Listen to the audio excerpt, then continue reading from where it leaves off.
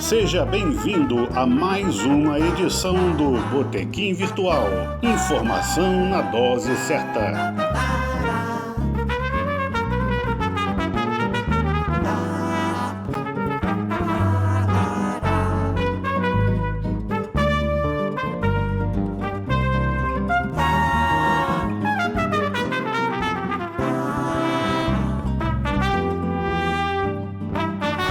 Boa tarde, amigos do Botequim Virtual, que estamos para mais um encontro de boa conversa.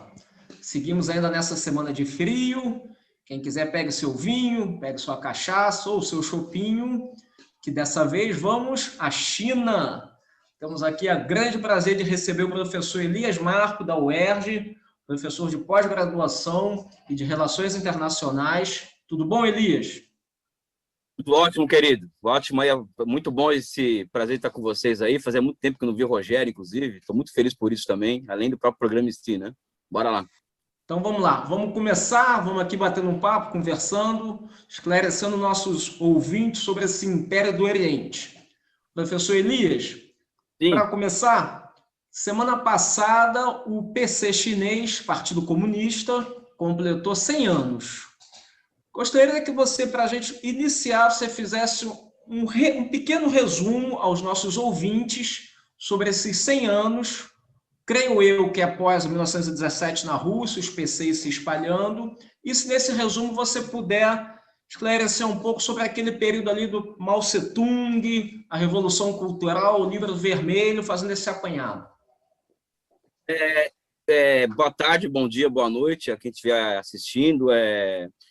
Eu sempre tenho dito, nas conversas que eu tenho feito sobre política, sobre desenvolvimento, sobre 100 anos do Partido Comunista da China, que um dos grandes desafios dos cientistas sociais, daquelas pessoas que são ocupadas da compreensão de grandes processos, é sempre estar buscando o universo no particular, né? Ou seja, as peculiaridades de cada país, aquilo que foge muitas vezes às grandes teorias, né? E quem consegue encontrar isso, acaba conseguindo encontrar o DNA de funcionamento daquela sociedade, né? Ou seja, encontrar o todo na parte. Eu acredito que um partido comunista, que, vamos lá, em 19, o Mandarim, o Manifesto Comunista, ele é traduzido para o Mandarim. Em 21, o Partido Comunista é fundado, e em 49 chega ao poder, ou seja, aqui no Brasil, o Partido Comunista de 22 até hoje chegou ao poder. Aliás, não existe nenhuma revolução vitoriosa no Ocidente desde a Revolução Francesa, para vocês terem uma ideia. Tendo a Revolução Cubana, vamos dizer assim, né? Então, como que explicar o sucesso desse Partido Comunista que tira o país da condição de alguns dados dizem que era o país mais pobre do mundo em 49, outros dizem que era o 11º, mas o fato é de cada 10 pessoas na China em 49, 8 eram subnutridos, né? E um país que foi reduzido a pó pelas potências ocidentais desde das guerras do ópio em 1839 a 1842, que é a primeira guerra do ópio, né? A China foi reduzida a um nada no cenário internacional desde então. Então, o Partido Comunista da China ele surge com uma tarefa que é muito cara de retomada da dignidade nacional chinesa. Acho que essa que foi a grande tarefa que eles colocaram para si mesmo, não é? E foi essa grande tarefa, ou seja, esse achado, vamos dizer assim, da centralidade da questão nacional para a recolocação da China no cenário internacional, é o que levou aquele Partido Comunista ao sucesso, adotando as políticas corretas, né? E quando eu falo de dignidade nacional, que foi uma palavra muito usada pelo Xi Jinping na semana passada, na fala dele, dos 100 anos, que, aliás, é uma fala que deveria ser estudada por todos nós interessados na China, né? O próprio Partido Comunista ele se via numa tarefa de não se deixar colonizar por ninguém, porque em 1935, por exemplo, eles rasgam o modelo de revolução que a União Soviética exportava e tratou de montar uma dinâmica de revolução deles mesmos, ou seja, o Mao Tse-tung percebe que os camponeses chineses eles são a força viva do país há mais de 2.000 anos, ou seja, é um camponês taoísta, rebelde, espiritualista, mas não deísta, ele é muito menos metafísico do que o camponês russo, por exemplo, afeito a rebeliões, né? E todas as dinastias chinesas foram derrubadas por uma revolta camponesa. Então, Mao Tse-tung percebe essa possibilidade, ele dá um pé na bunda da Internacional Comunista, literalmente, né? E implanta a chamada estratégia de tomada das cidades pelo campo. E a Revolução se fez vitoriosa. Entre 49 e 78, a gente pode dizer, Rodrigo, que o que existe é um zigue-zague na China na busca de um modelo muito próprio de desenvolvimento. Eu acho que é muito pouco tempo histórico ainda para a gente andar em perspectiva para se analisar, para julgar aquele período. Tá? Um erro a gente não pode cometer, achar que 49 é uma coisa e 78 é outra. Eu acho que é o mesmo processo histórico com as suas continuidades, rupturas. Mas entre 49 e 78, quando nós falamos de revolução cultural, o grande salto adiante, que eu acredito que foram grandes equívocos do processo revolucionário chinês, nós temos que observar aquilo dentro do escopo da busca por um modelo próprio de desenvolvimento, que eles acabaram por encontrar em 78 essa dinâmica própria, essa cinicização do marxismo, como dizia o Mao Tse-tung, eles conseguem, de fato, fazer isso a partir de 78 e alcançar o sucesso que eles alcançaram hoje, né? Então, em poucos minutos, que eu posso dizer para você aqui, são essas palavras iniciais, né? Ou seja, eu acho que eles conseguiram encontrar o universal no particular, ou seja, conseguiram encontrar o todo na parte. Na política, quem consegue fazer isso, dificilmente perde uma parada, né? Porque o senso de estratégia e de tática fica muito mais apurado diante das possibilidades abertas, da descoberta das próprias leis de desenvolvimento, de como funciona a sua própria sociedade, enfim, é um antídoto contra a transformação da vontade e colocar a vontade acima das leis da natureza, né? Eu acho que uma das características do Partido Comunista da China é uma capacidade impressionante política, né? Em 37, por exemplo, o Japão invade a China e o Partido Comunista Chinês propõe uma aliança com o Kuomintang. E o Kuomintang era um partido político que era o seguinte, era cortar a cabeça de comunista e jogar na vala. Essa que era a política deles. E Mao Tse-tung propõe uma aliança com esse partido político para enfrentar a ocupação japonesa. Eu acho que isso é de um tirocínio político tão impressionante que escapa muitas vezes às esquerdas aqui no Ocidente, né? Que toma muita vontade por desejo, olha a política no campo da moral e dos bons costumes, não no campo da ciência, como deve ser visto. Enfim, eu ficaria aqui até amanhã tentando responder essa questão para você, mas acho que temos muito mais assuntos para tocar além desse, né? Claro, obrigado, Elias. Rogério, vai lá. Microfone, Rogério. O que une muito desses pontos abordados aí é a questão do desenvolvimento, né? Que é uma das bases aqui dos nossos assuntos do Botequim, sabe, Elias? E você falou que a China encontrou o caminho próprio, né, de desenvolvimento dela. Queria que você falasse mais sobre isso, porque depois nós fatalmente faremos uma comparação com o Brasil, né?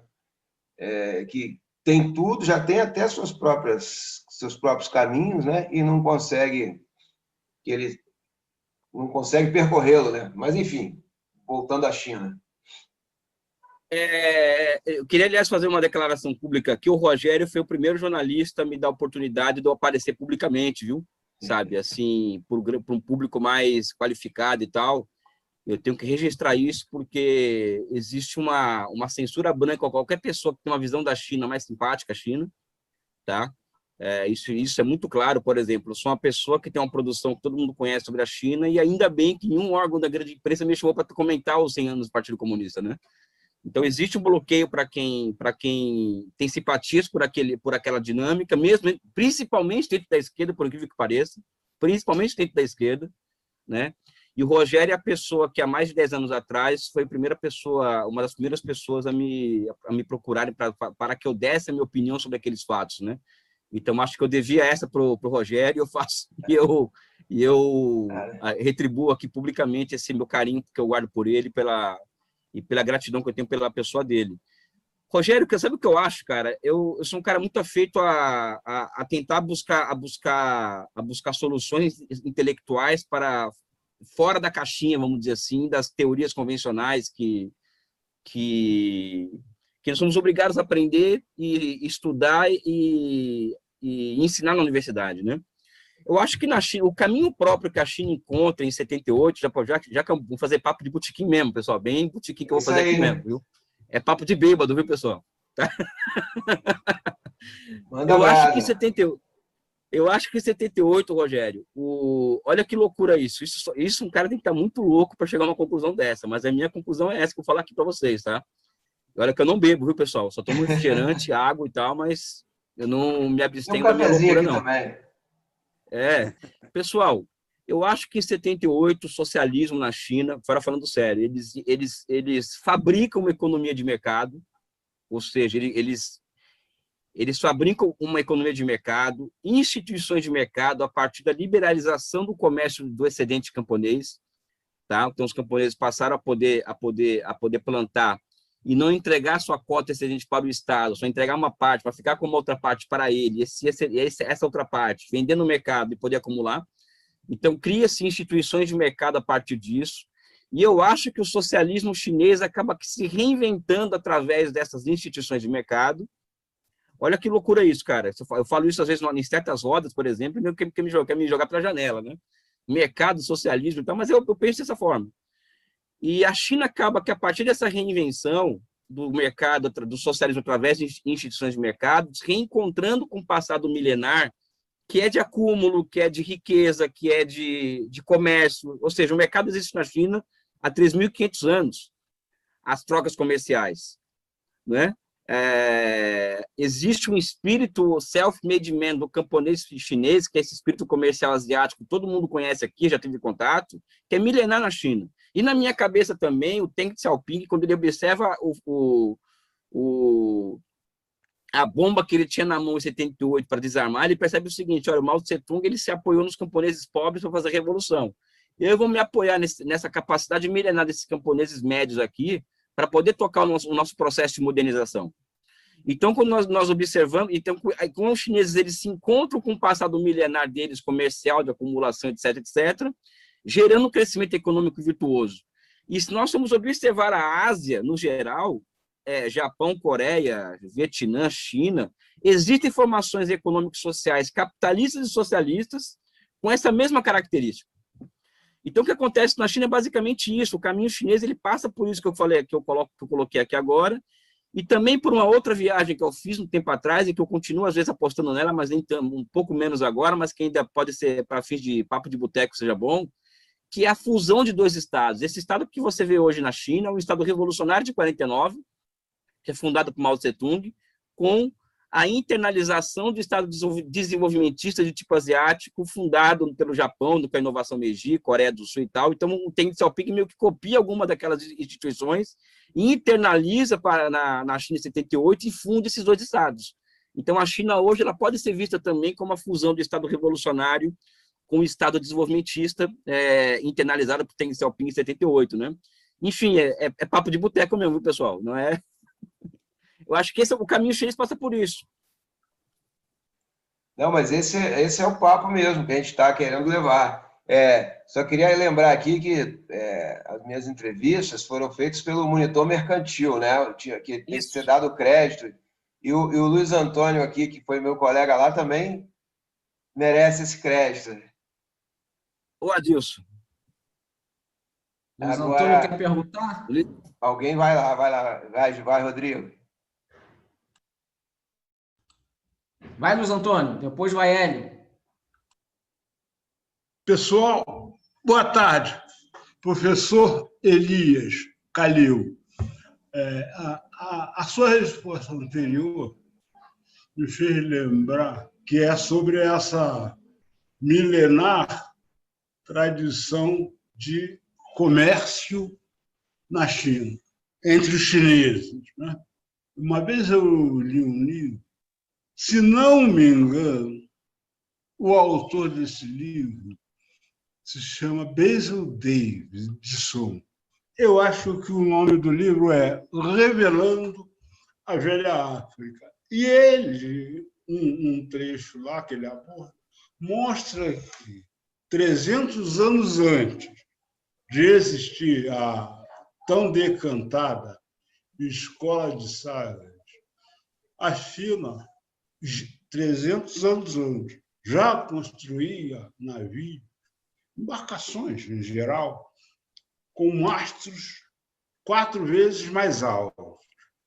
E, nessa mesma época, a China mantinha um comércio regular com a costa oriental da África, E isso é muito importante, porque isso aí já é a avaliação minha.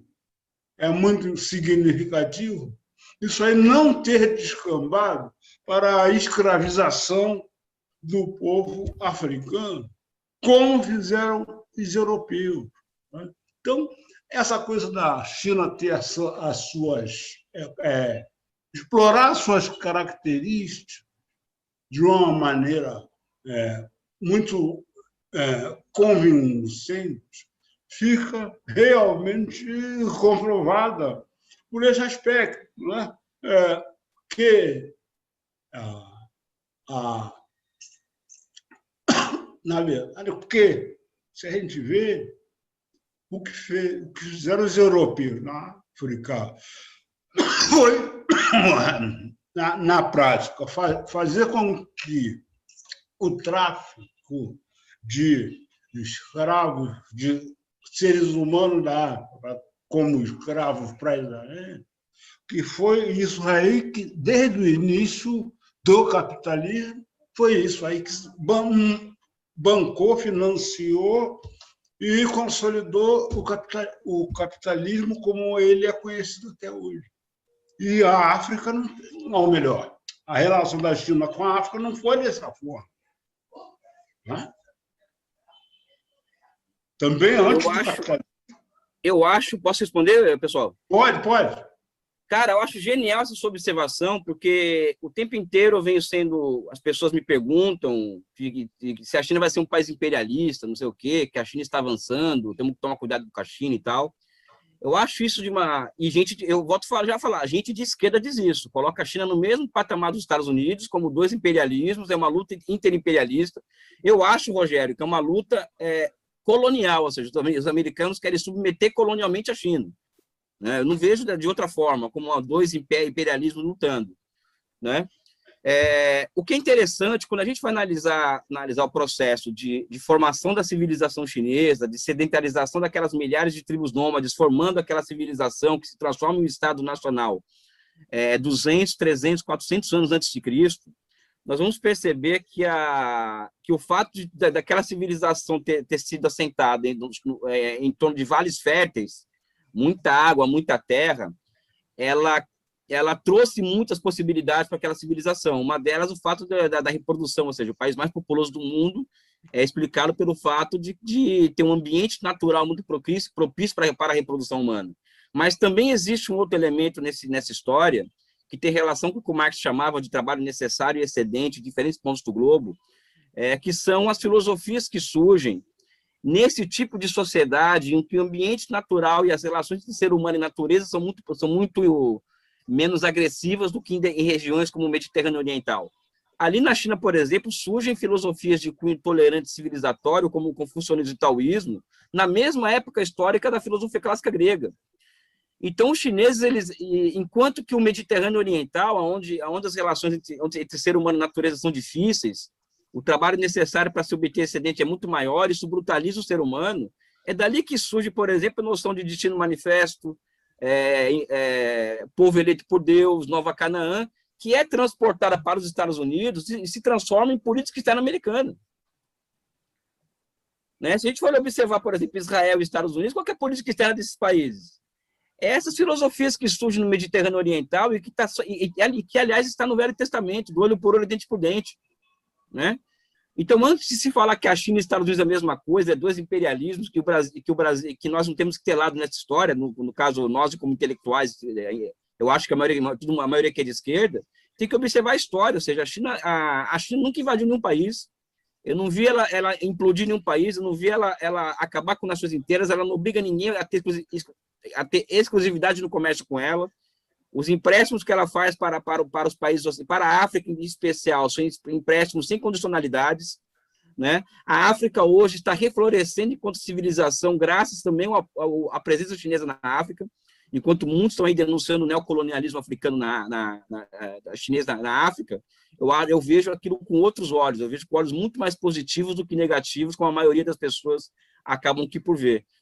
A questão que você levanta é muito genial, porque acho que são duas coisas completamente diferentes, Oriente, Ocidente, China e Europa e Estados Unidos, em relação a África, a América Latina e a periferia em geral, né?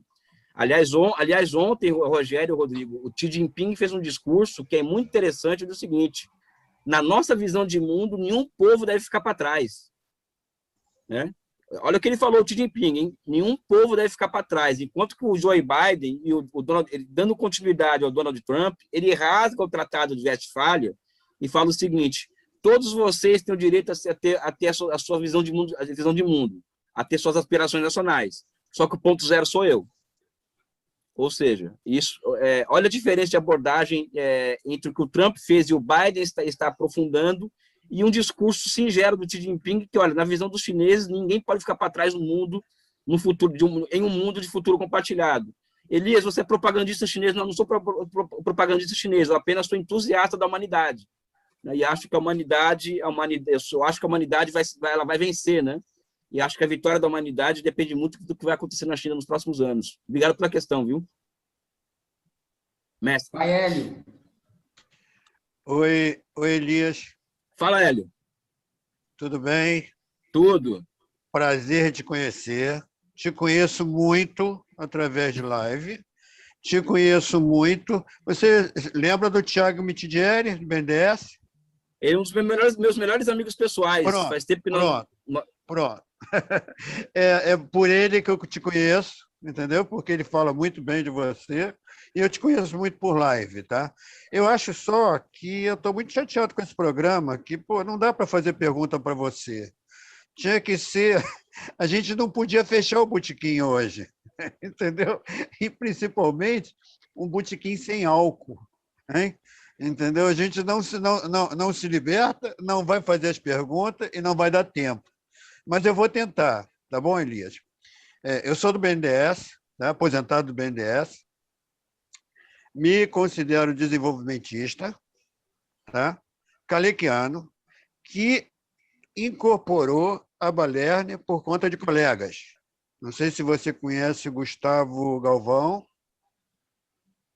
Já conhece? Conhece? Então, Gustavo Galvão e Rogério, nós formamos um trio que nós escrevemos artigos há muito tempo, aí tem uns 20 artigos aí.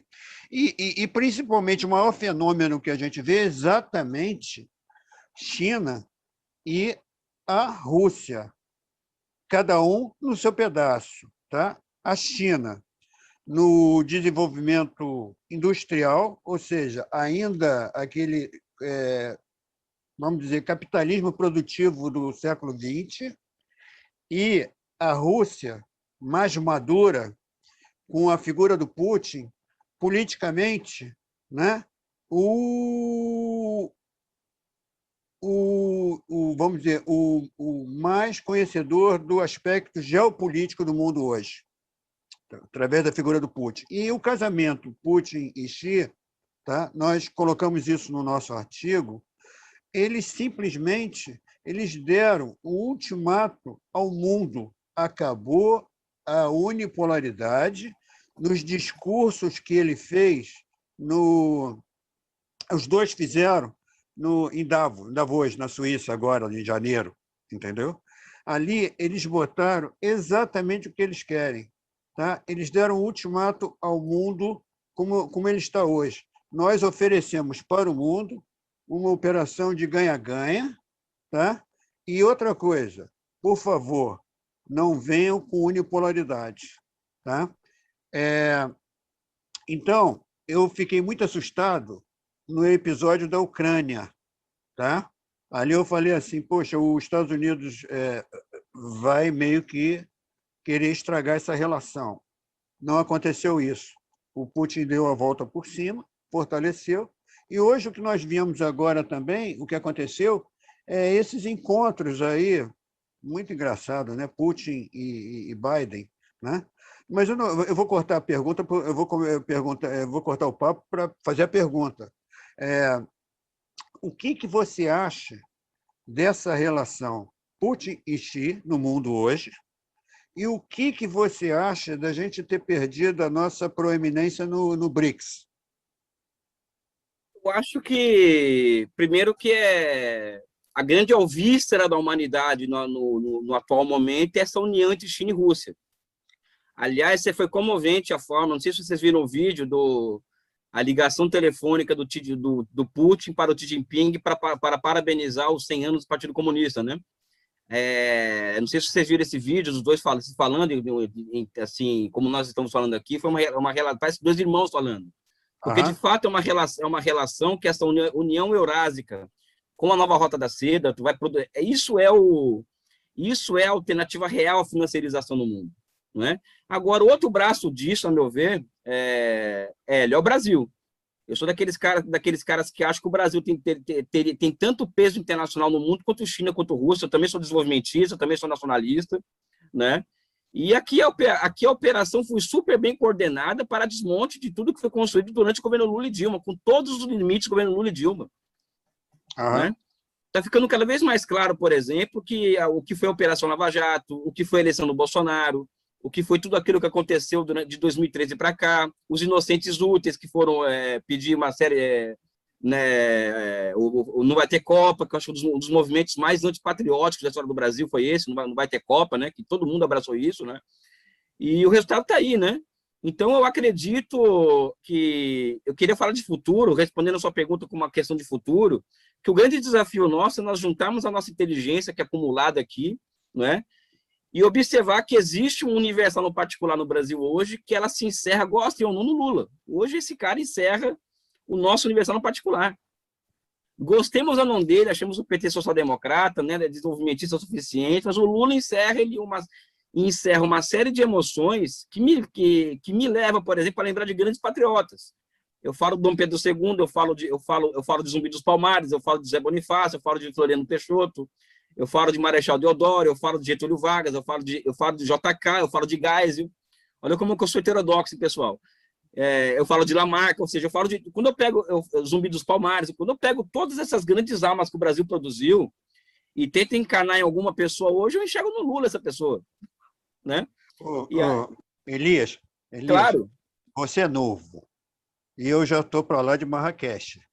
Aí, quando eu falo isso para o Gustavo, para o próprio Rogério, que eu vejo o Lula como uma saída, simplesmente é egoísta. Por conta da minha idade, eu não tenho muito mais a esperar de ninguém, não. Eu quero sucesso hoje. Vocês ainda podem investir muito cara novo por aí, político, mas não tem tempo, não tem tempo histórico para isso, você tem razão. O país está sendo destruído. Eu sou brisolista, A gente sempre viu o Lula com reserva, mas eu entendo que o que você falou, olha só, mais do que ele é um relações internacionais espetacular, ele é o melhor embaixador, assim, por ele mesmo, intrinsecamente, mas mais do que isso, ele é um sortudo sem vergonha. Ele ganhou a maior onda das commodities no primeiro governo, tá? E no segundo, ele fez o que a gente pediu para ele fazer lá no BNDES sem ele saber. A gente escreveu uma tese, 15 dias antes do Lehman Brothers quebrar, eu e Gustavo, BNDES Tesouro, entendeu? E o BNDES Tesouro ele materializou em janeiro de 2009. E o resultado dessa política, BNDES Tesouro, foi o crescimento de 7,5% em 2010. Entende? Então, ninguém precisa dizer para a gente que a nossa tese estava certa ou errada. Não, a gente viu isso no BNDES acontecer, entendeu? Na prática. Entende? Então, o que eu digo do Lula, o que eu quero do Lula é o seguinte, ele criou o BRICS. Aliás, eu não gosto do S, não, só gosto do BRIC. Entendeu? O BRICS entrou de gaiato, o S entrou de gaiato. Eu até prefiro BRICSA, com a Argentina também. E o que eu digo é o seguinte, tem tudo aí para o Lula ser considerado conciliador do BRICS, botar ele lá, agora, entende? Antes da eleição, entendeu? Porque ele é o cara do BRICS. Acho importantíssimo, entendeu? Se pudesse fazer o Putin e o Xi entender isso. Aliás, eles o entendem Putin isso. entendeu. Eles sabem disso. Eles não querem eles sabem isso. quem é o Lula, eles sabem melhor do que a gente, viu? Saiba disso. Viu? Perfeito. Mas tinha que ser agora. Se eu pudesse falar com o Putin, chama o Lula e dá um cargo de conciliador do BRICS agora. Porque ele é muito importante até na vacinação mundial. Com certeza. Não, você imagina se o Lula fosse presidente hoje. Tá todo mundo vacinado, carnaval, boteco, enfim. Ia tá muito, o Brasil ia ser outro hoje, mas vamos lá. Zeca. Eu acho que o tempo deve estar esgotando aí, não? 3 minutos. Para fazer o corte, né? Tá, eu vou então deixar minha pergunta para o professor no ar. É o seguinte, professor, pegando o gancho aí dessa rota da seda, né, dessa nova expansão comercial aí, eu acho que é de se esperar que os Estados Unidos tente minar, né, essa expansão chinesa muito através de sanções econômicas, né? E com certeza os chineses já estão esperando isso. Então, eu queria saber qual a sua visão em relação ao como os chineses estão se preparando para essa nova rodada de sanções econômicas que certamente virão. Eu posso responder em 2 minutos. Eles já estão respondendo, né? Eles agora fizeram uma lei anti-sanções que obriga as empresas a escolher a China ou os Estados Unidos. Só que no meio dessa brincadeira toda, eles têm um plano quinquenal, que eles querem aumentar a classe média deles de 400 milhões para 700 milhões em 5 anos. Ou seja, ela está dando um checkmate no Ocidente, ou seja, está sendo sancionada e ela acabou de dar um checkmate. As empresas que cumprirem essas sanções estão fora do mercado interno chinês. Vai buscar mercado na África, América Latina, nos Estados Unidos, na Europa, porque aqui não vai ter. Então, os chineses eles estão respondendo à altura, e não somente isso, né? Eles sempre foram low profile em matéria de política internacional, só que agora eles passaram a denunciar violação de direitos humanos do Canadá, por exemplo. Os chineses fizeram uma representação, descobriram uma cova com mais de 100 mil povos originários do Canadá, e a China apresentou um documento denunciando isso, ou seja, os chineses já não estão mais levando para casa como levavam antes, ouviam, ficava quieto, acabou essa época, né? Os chineses estão respondendo à altura o tempo inteiro, eles aumentaram agora o perfil deles no cenário internacional. Agora estão respondendo da forma como eles podem responder, né? Eu acho que eles vão, eu acredito neles, o Zeca, não vou aqui, eu acho que eles têm um timing histórico que é muito impressionante, o timing de tomada de decisão, até porque é uma civilização autorreferenciada, que faz muita falta para o Brasil esse timing, para nós aqui no Ocidente, né? Enfim, é isso.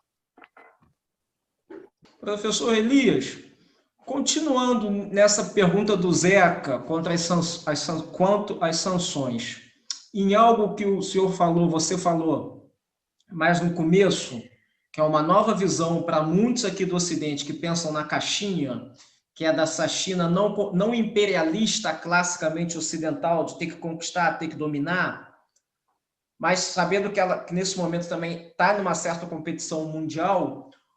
Como é que você avalia essa questão que muito se fala, de novo, aqui no Ocidente, na caixinha, da China não ter digamos, soft power?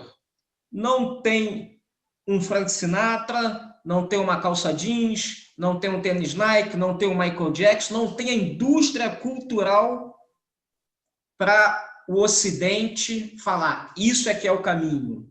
A China, pelo que o senhor falou, pelo que você falou, a China também não está preocupada com isso. E ela pode vir apresentar um novo caminho com todos crescendo sem ter que escutar. Bem, o Frank Sinatra é muito bom, mas sem ter que usar calça jeans, sem ter que copiar os Estados Unidos? Ou ela tem algo novo a propor? Tem? Cara, é uma pergunta que não é fácil de responder, porque até a própria China se vê num combate dela com ela mesma contra essa ocidentalização, entendeu? A própria China hoje, uma das batalhas ideológicas que o Partido Comunista ele acaba se empreendendo é contra esse processo de ocidentalização que vai levando, inclusive, à degeneração daquela formação social. Né? Você pega, por exemplo, um país como a Coreia do Sul, por exemplo, que é uma sociedade que, se eu não me engano, alguém pode me corrigir, 40% das pessoas são evangélicas da Coreia do Sul hoje, né? Isso é um fenômeno terrível, isso daí. Então, isso acaba levando aquela sociedade a ter um grau de degeneração das suas formações sociais muito grande. A Coreia do Sul tem um alto índice de suicídio, Taiwan, né? Então, a própria China se vê diante de uma batalha ideológica entre o marxismo significado, né? Cinicizado, chama, né? Com essa coisa do Ocidente, né? O que eles têm a oferecer, eu acredito que eles não têm essa preocupação. Pelo que eu percebo dos chineses, eles percebem o seguinte: os países, os poderes, eles surgem, aparecem, alcançam o auge e morrem. Então, eles têm uma questão de timing histórico que é diferente do meu e do seu, por exemplo. Eu também faço essas mesmas questões. Pô, como que os chineses ficam aguentando esse tipo de provocação o tempo inteiro, com a calma que eles têm? Eles são muito tranquilos, cara, entendeu? Somente agora e tal, que eles estão respondendo à altura algumas questões, como a da Austrália, por exemplo, né? A Austrália denuncia a China à ONU o tempo inteiro por causa do coronavírus, da origem do vírus. A China teve que fazer uma resposta à altura, que foi começar a boicotar produto australiano. Né? Aí estão falando que a China está fazendo coerção econômica, ou seja, eu estou xingando você o tempo inteiro de mau caráter, aí você deixa de comprar de mim, então estou te coagindo economicamente. Ou seja, essa que é a linguagem consistente. A China não pode, um país como a China não pode ter voz própria. Por isso que eu acho que é uma guerra colonial. Então, eu não sei responder essa pergunta de uma forma objetiva. Eu sou muito honesto e eu não entendo de tudo. O que eu percebo, eu acho que a pandemia deixou isso muito claro, é o seguinte, aí é muito no campo do simbólico, né, eu acho, né, ainda porque a informação não chega para nós, né? Cara, China e Cuba sentaram os dois países e estão fazendo uma operação coordenada que está levando vacina e médico de graça para os 39 países mais pobres do mundo. Metade das vacinas que a China produz é para exportação. Enquanto está todo mundo estocando vacina, a começar pelos Estados Unidos, os chineses estão fazendo essa operação com Cuba e sendo, vamos dizer assim, um grande resguardo mundial. Se não fosse a China, o mundo não tinha vacina hoje, praticamente. Os países pobres não teriam acesso à vacina. Então, o que vai ficando são o quê? São formas históricas de relação entre centro e periferia que a China vai colocando na mesa, que vai se consolidando ao longo da história, ao longo do tempo, e aí sim, como diz o Hegel, a verdade sempre aparece, né? Talvez um dia a verdade sobre o soft power chinês, que a pandemia está deixando claro, venha aparecer. Eu não sei quando, não sei te responder essa pergunta, quando isso vai acontecer, mas eu acho que já está acontecendo, né? Porque na África, por exemplo, a popularidade que a China tem nos países africanos, nos países, mesmo na América Latina, é muito maior do que os Estados Unidos hoje, por exemplo. Pega um país como Cuba, Venezuela, esses países mais à esquerda, por exemplo, a visão que se tem da China é completamente diferente do que tem dos Estados Unidos. Então, vai se construindo um outro polo de poder internacional aí, que é multipolar, que é mais tolerante, que tem um caráter civilizatório, que tem uma ideia de mundo, de futuro compartilhado, é o oposto do Destino Manifesto, da Nova Canaã, do Paraíso na Terra, do país, como diz todo presidente que toma posse dos Estados Unidos, diz o seguinte: nós somos um país especial e temos uma missão especial no mundo, ou seja, a China é o oposto disso, né? Então, acho que o que vai acontecer é que, historicamente, a verdade vai aparecer. Eu acho que é assim que as coisas vão acontecer em relação a esse soft power que você está colocando.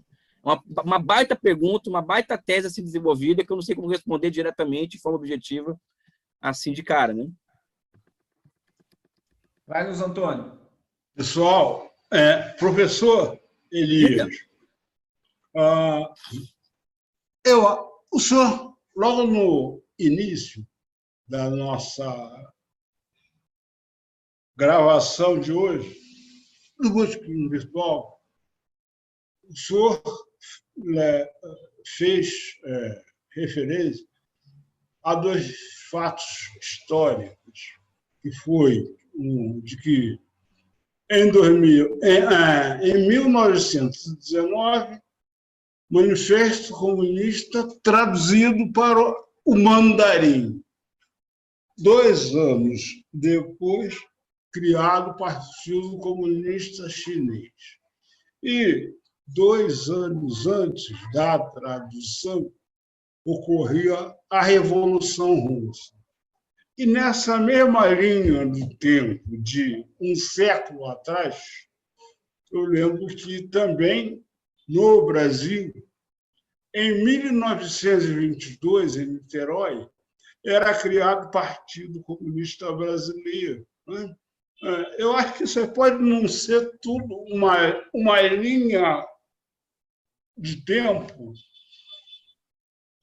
meramente de uma coincidência que não tenha a ver, não é? Porque ainda mesmo aqui no Brasil, considerando que o Partido Comunista depois se dividiu em 2, há ainda essa memória histórica. Eu tenho certeza que o ano que vem vai ser comemorado também aqui no Brasil os 100 anos da criação do Partido Comunista. Eu não tenho dúvida de que, apesar de que, né, os comunistas aqui no Brasil passaram por um processo de demonização e mesmo de desqualificação, né?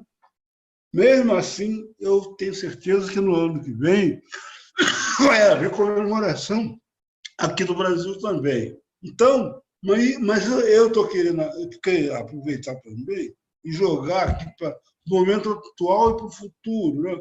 No início, o senhor fez referência à questão da geopolítica.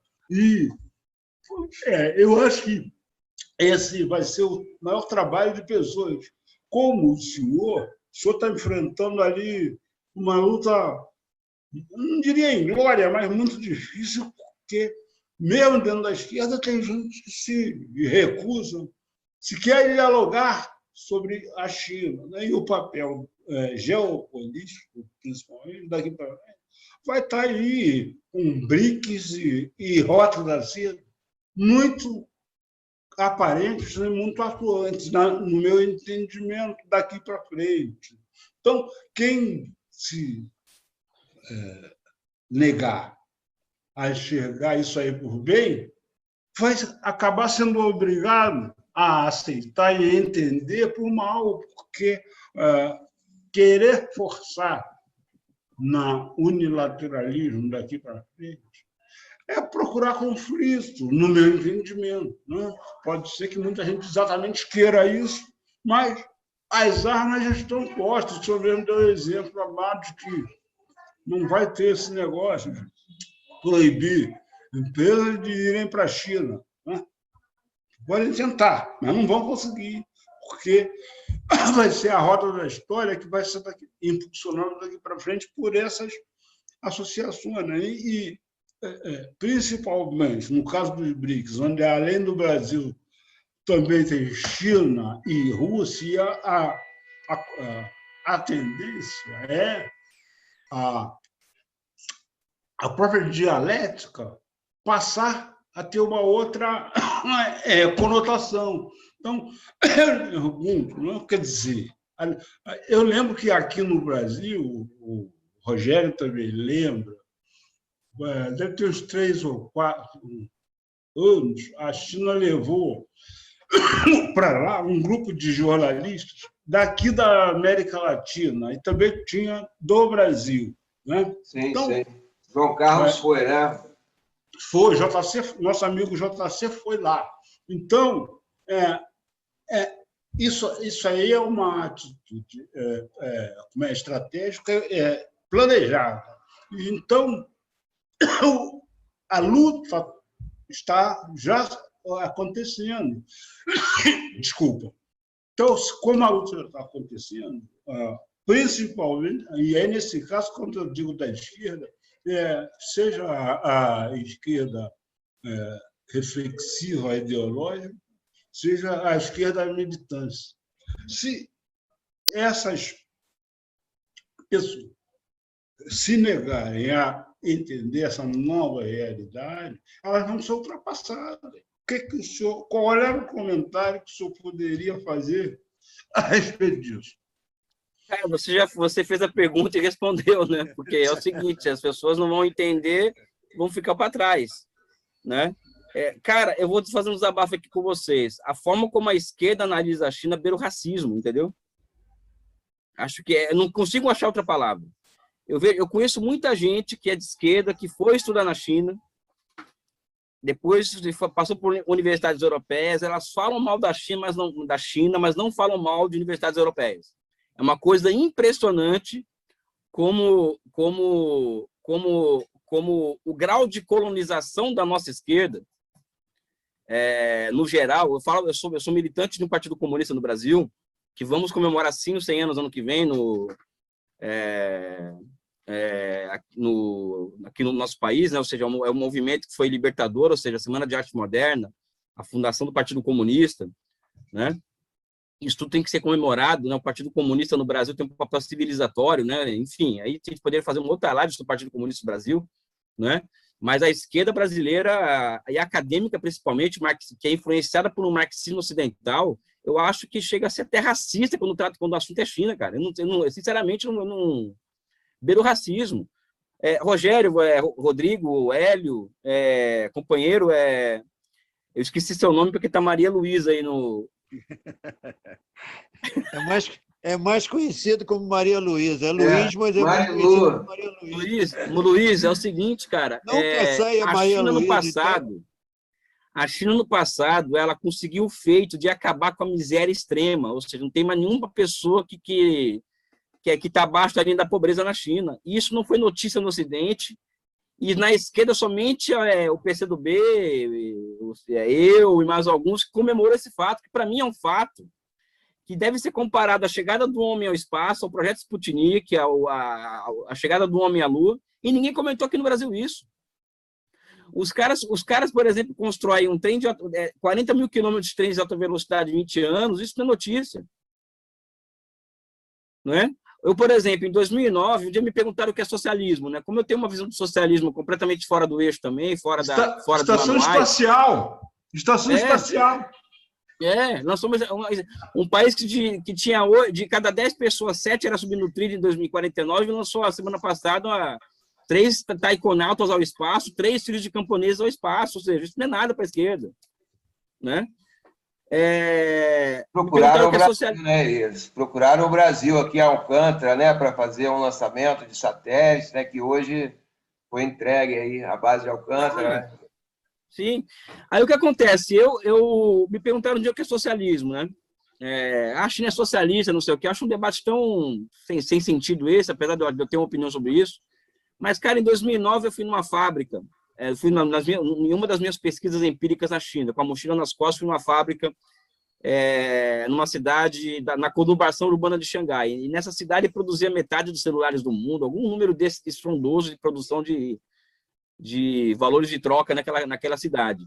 Um trabalhador, perguntei para o cara, quanto tempo demora você chegar da sua casa ao trabalho, casa-trabalho? Ele falou para mim, 2 horas para ir, 2 horas para voltar. Eu falei, pô, uma merda, né, cara? O Brasil também é desse jeito, né? Eu voltei nesse mesmo lugar há 3 anos atrás, esse tempo caiu para 7 minutos. Por quê? Porque os caras construindo essa coisa de smart city, cidade inteligente, conexão de trens de alta velocidade para cima e para baixo, ou seja, é um país que são cidades ultraconectadas, do ponto de vista de transportes rápidos, que hoje uma pessoa pode passar muito menos tempo, muito mais tempo com a família do que no trabalho. Ou seja, a China é isso hoje, pessoal, com um monte de problema que tem a China, um monte de contradição, vários problemas. Eles estão conseguindo, pessoal. E isso é notícia que a esquerda não estuda isso. E é um país imperialista. Não. Tem burguesia. Tem bilionário. É feio. Professor, veja bem, essa questão que o senhor falou, né? Que no fundo, é a importância do investimento em infraestrutura. Muita gente não consegue entender que quando se investe em infraestrutura, ele puxa outros investimentos, inclusive muitos investimentos privados. As pessoas não conseguem fazer essa conclusão óbvia. Né? É um investimento que puxa novos investimentos. Não, só pega pela exploração. Isso aí gera exploração, o desenvolvimento gera exploração, é feio. Tá? É isso, pessoal. Cara, eu nunca me esqueço de um candidato a prefeito do Rio em 2016, que até virou um cara decente, um cara do bem hoje e tal, não vou citar o nome, ele falando mal de empreiteira. Né? O cara de esquerda, candidato a prefeito pela esquerda e tal, todo mundo se emociona quando ele falava e tal, né? E falando da relação do Sérgio Cabral com empreiteira, né? Sabe? Fazendo o mesmo discurso do Sérgio Moro, pessoal, esquerda, pessoal. Contra as empreiteiras, que gera corrupção, o dinheiro do BNDES é para corrupção, pô, pessoal. E a China fazendo isso, a gente não consegue olhar para aquilo, né? Enfim, eu estou só desabafando aqui, é papo de boteco, então a gente pode desabafar também, né? Mas justamente essa é a minha pergunta. Porque os caminhos do desenvolvimento eles são conhecidos, né? Assim, o planejamento do Estado, o próprio Estados Unidos tem planejamento, né? O Estado atua, né? E aqui também atuou por um tempo. O Brasil, de 1930 até 1980, era o país que mais crescia no mundo e com um caminho muito próprio de desenvolvimento, né? E aí, mais ou menos nessa época, foi que a China também deu uma guinada, né? E para um lado e o Brasil para outro, né? A China talvez um pouco antes, né? Mas, enfim. E a China está colhendo um tipo de resultado, e o Brasil o oposto, né? Onde é que foi que a gente errou, na sua opinião? Brasil, acho que vamos pegar aqui o final da década de 70, né? E o governo Figueiredo. Eu acho que a insistência dos militares, eu pego aqui pela economia, depois a gente pega pela política, né? A insistência dos militares no endividamento externo no começo da década de 80 foi um erro muito grave, tá? Porque o Brasil, na década de 80, por exemplo, já havia construído, na década de 70, um departamento novo na economia, que é a indústria mecânica pesada, que nos capacitou a construir Tucuruí, nos capacitou a construir o metrô de São Paulo, que era o metrô mais moderno do mundo. Nós tínhamos o maior parque metal mecânico do mundo na década de 80. Nós construímos Itaipu, ou seja, o Brasil construiu um parque industrial, um departamento novo da economia, capaz de enfrentar os problemas de um processo de industrialização sem reforma agrária prévia. Ou seja, que é o problema da transformação, da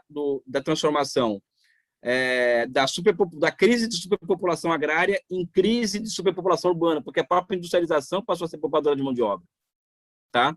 Então, ali o problema que eu acho que nós erramos foi não perceber o seguinte: a inflação era alta, mas eu não achava, Elias, acho que não era o inimigo principal a se combater. O inimigo principal a se combater naquele início da década de 80 não era também o endividamento externo. Eu acho que era perceber a capacidade ociosa já existente nesses setores que eu citei aqui para vocês, aqui, o Departamento Novo da Economia, não é? E o Estado, a partir de constituição de novos marcos institucionais, construiu o quê? As condições para que os bancos, um BNDES da vida, por exemplo, passasse a financiar imensos investimentos em infraestrutura urbana já naquela época. Só que o Brasil preferiu pagar dívida externa, preferiu combater a inflação, e somente um pensador na época foi o que colocou o dedo na ferida, que é o meu pensador preferido, acho que vocês todos sabem aqui, que é Inácio Rangel. Falou: olha, o caminho do Brasil é esse, as cidades elas estão explodindo, nós estamos em uma crise urbana terrível, já há 40 anos, existe capacidade produtiva instalada para enfrentar o problema urbano, existem bancos de desenvolvimento existe um sistema de financiamento, de intermediação financeiro, que pode carregar recursos para esses setores superinvestidos da economia, que são esses setores que eu citei aqui, e passar a solução da questão urbana, a partir da abertura de novos campos de acumulação da economia. O único cara que pensou desse jeito na década de 80 foi o Rangel. Todo mundo achou que o problema do Brasil era a dívida externa e o combate à inflação. Então, eu acho, Rogério, que outro desabafo também, que a derrota do Rangel no debate de ideias nos anos 80, para o pessoal da Unicamp, da UFRJ, esse pessoal todo, Furtado, CEPAL, etc., eu acho que é parte da derrota estratégica do projeto nacional brasileiro até hoje. O Thiago Mitidieri concorda comigo também nesse aspecto, viu, Hélio? Acho que esse é um ponto. E na política, eu acho que é o seguinte: a não percepção da centralidade da questão nacional, né? Nós não fizemos as alianças políticas necessárias para derrotar o Collor em 89. Entendeu? E em 89 também já era muito claro, deficiências muito claras na esquerda brasileira, uma deficiência que eu chamaria, que até hoje tem isso, né? Um déficit de pensamento estratégico, né? Então, a esquerda ela se mobiliza em prol da questão social, que é correto, ou seja, existe uma questão de desemprego, a crise, ou seja, a crise do processo de substituição de importações ficou latente, né? Então, a crise social passou a vir à tona, a concentração de renda, né? Só que nós não percebemos, só o Lula teve que ficar preso 500 dias para perceber isso. De que se nós não tivermos independência nacional, nós não vamos resolver a questão nacional, não vamos resolver a questão social e democrática. O Lula agora colou para isso. O imperialismo que teve que colocar o Lula na cadeia para ele agora acreditar no seguinte: olha, puta, é verdade, o imperialismo é contra o nosso desenvolvimento econômico, né? Sabe? É por isso que eu acho que o Lula se encontrou com o Getúlio Vargas na cadeia, né? Então, eu acho que nós erramos em muita coisa. Também daria uma outra live, o caminho brasileiro no século XX e tal, né? Então, nós escolhemos ser um bom aluno do Consenso de Washington, talvez o melhor aluno, nós tentamos ser do Consenso de Washington, e nós chegamos onde chegamos. E a China foi o pior aluno do Consenso de Washington, né, cara? A China fez o contrário, né, do Consenso de Washington, né? Mas, enfim, é muita coisa para falar, cara, porque o que você... Esse boteco aqui é o seguinte, vocês ficam fazendo pergunta para mim que tocam no meu coração diretamente, né? Então, em vez de eu fazer análise científica da coisa, aquela coisa, esse papo todo aí, né? Eu acabo aqui falando, colocando para fora os meus dramas intelectuais, existenciais, e a culpa é de vocês, né? Esse é o objetivo. A boa notícia é que quando a pandemia passar, o boteco vai ser ao vivo, com mais tempo de duração. Então você já está, obviamente, convidado. Aí o Hélio faz lá a pergunta. Elias, é o seguinte, eu tenho que ser rápido, porque eu te falei, eu não queria fazer pergunta nenhuma para você, porque não tem tempo. A gente fecha o botequim, vai passar, vira meia-noite e a gente vai continuar aqui. Não pode falar. Vou fazer rápido. Eu vou falar mal de um colega do BNDES. Eu não faço isso, principalmente respeitadíssimo como Inácio Rangel. Tá? Eu adorava Inácio Rangel. Eu vou falar, estou falando a tipo de fofoca. Não é porque, de forma nenhuma, eu desgosto dele. Tá? Mas entra um pouco na sua linha que você falou que tem críticas a ele, né? Não você, assim, muitos intelectuais têm críticas ao Inácio Rangel. Eu adorava o Inácio Rangel na primeira dualidade, na segunda dualidade, quando ele entra na terceira e fala que o nosso problema era trocar dívida pública por entregando estatal, tá? Isso foi discutido dentro do BNDES, tá? Eu falei, estou fora. Doatização, não, estou fora. Eu acho que eu meio que acertei. Tudo que foi feito em privatização foi doatização, entende? Mas não é isso, não. Eu não quero falar mal dele, não, porque eu gosto muito dele. Não, eu vou defender dessa acusação. Não, olha só, eu gosto muito dele. Estou falando pessoalmente. Não, mas ele nunca falou isso. E quando ele levantou isso no BNDES, muita gente que se transformou em neoliberal com a criação do PSDB se juntou a ele. Eu falei, puxa, o que fizeram com o meu amigo Inácio Rangel? Me permite te interromper? Eu não entendia muito o que o Inácio Rangel falava, muito porque ele tinha uma didática difícil, né? Principalmente no final da vida dele. Pode falar assim. Olha, primeiro que o Rangel nunca disse que tinha que entregar estatal. Acho que esse é um ponto que ele nunca disse isso. Os neoliberais acabaram incorporando a visão que o Rangel tinha de privatizações. Ele propunha trocar a dívida interna pelo patrimônio estatal e criar um novo salto para o desenvolvimento. Não, ele defendia o seguinte, existe capacidade ociosa na economia, no setor privado, nesses setores que eu falei, e existem pontos de estrangulamento. Tá? Então, o Brasil tem que passar por dois processos, um de privatização e outro de estatização. A privatização que o Rangel se referia seria o quê? A concessão de serviços públicos para empresas, serviços públicos a serem feitos para empresas nacionais. Ou seja, era falar para a Mafesa, por exemplo, pegar o metrô de São Paulo e fazer mais 100 quilômetros, por exemplo. Só que a contabilidade da obra seria sob o controle do Estado. Esse processo de privatização de obras a serem feitas, e não obras prontas, o Rangel tem um texto crítico à privatização da Uzi Minas, por exemplo. Crítico, o Rangel era contra as privatizações do Collor. Ele era favorável à concessão ao setor privado nacional, das infraestruturas estranguladas. E, para isso, o Brasil demandaria construir um setor financeiro, um sistema de intermediação financeiro capaz de entregar, passar para o setor privado os créditos necessários para tocar esses grandes investimentos, que, na opinião do Rangel, o Estado não tinha condições de fazer, porque questões fiscais. Então, o Rangel nunca defendeu a entrega de patrimônio público, nunca fez isso. Ademais, ele dizia o seguinte, ao lado disso, nós temos que estatizar o comércio exterior. E estatizar o comércio exterior é virar o compasso para os países socialistas e países africanos e asiáticos. Tá? E essa estatização do comércio exterior corresponderia, vamos dizer assim, ao passo seguinte da transformação do Brasil em um grande capitalismo de Estado na cabeça do Rangel, que seria na cabeça dele. Aliás, se isso desse certo que o Rangel pensava, e que o Lula tentou fazer de forma muito pequena, levou à deposição da Dilma, né, pessoal? né? Ou seja, o programa do Rangel, na minha opinião, que é o pós-fácil, a 5ª edição da inflação brasileira, é um programa revolucionário. Só que não tem a verborragia da esquerda, não tem nada disso, mas o que ele está propondo é um rompimento com o imperialismo. A partir do quê? A partir da entrega para o setor privado nacional e não estrangeiro das infraestruturas a serem construídas. O Rangel estava errado, o pessoal não estava. Era a única solução à época. Né? Mas, enfim, é aí que está. Isso daria um debate genial, assim, num outro momento, tá?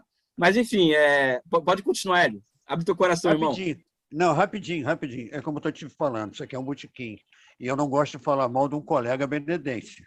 Tá? Não, pode falar. Eu estou falando só as diferenças, tá? Do momento que nós vivemos lá. Eu não estou falando mal dele, não, e claro, só discordo e vou discordar dele do que aconteceu, porque o resultado da privatização você viu. Mas ele era contra a privatização, Hélio. Isso que eu estou querendo falar para você, ele era contra.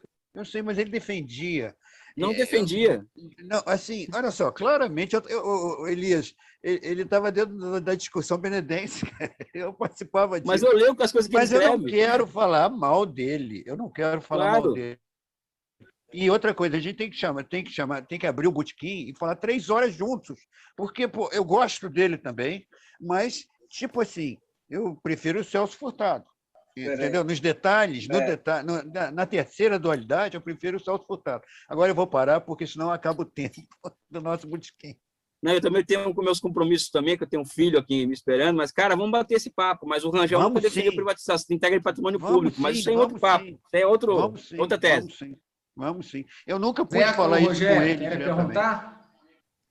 Não. É porque depois disso já teve mais acontecimentos, né? Quando houve uma renegociação da dívida nossa, depois da moratória lá com Sarney, que também impôs condições nos atrelou com essas políticas de austeridade e tal, né? Mas, enfim, realmente é um processo longo, né? Mas o fato é que o Brasil hoje está desmontado para o desenvolvimento, né? A Petrobras era o último reduto, assim, mais ou menos, e, enfim. O Luiz Antônio também quer perguntar, Rodrigo. Professor Elias, é só um pequeno acréscimo.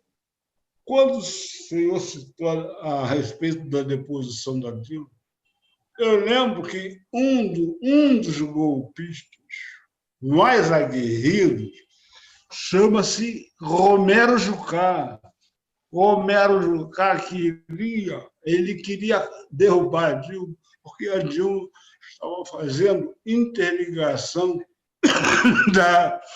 do sistema elétrico brasileiro, e ele é dono de usina termoelétrica.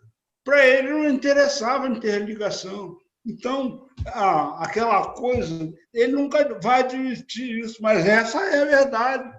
Se não fosse isso aí, era capaz da Dilma hoje estar naquela época não ter sido golpeada. Era só esse acréscimo.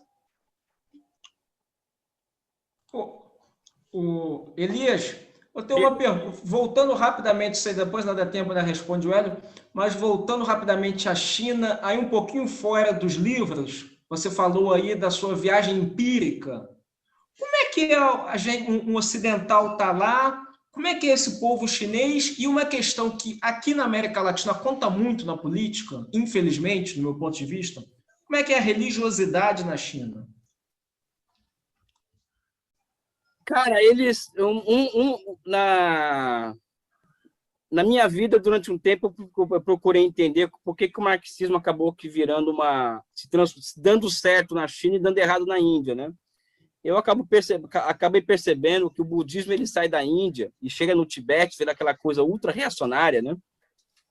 E quando desce o altiplano tibetano, o budismo ele acaba se misturando com o confucionismo, com o taoísmo, deixa de ser uma coisa deísta para ser muito mais espiritualista, até porque existe o yin yang tradicional chinês, existe uma dialética rústica chinesa, existe uma tendência à irreverência intelectual na China, ou seja, O contraditório, a discussão é uma coisa muito comum no ambiente intelectual chinês, isso há 2.000 anos, 2.500 anos, não é? E em grande medida, existe um primado de materialismo na China também. Quando eu falo materialismo, é a percepção de que a matéria vem antes da consciência, né? E isso já há mais de 2.000 anos.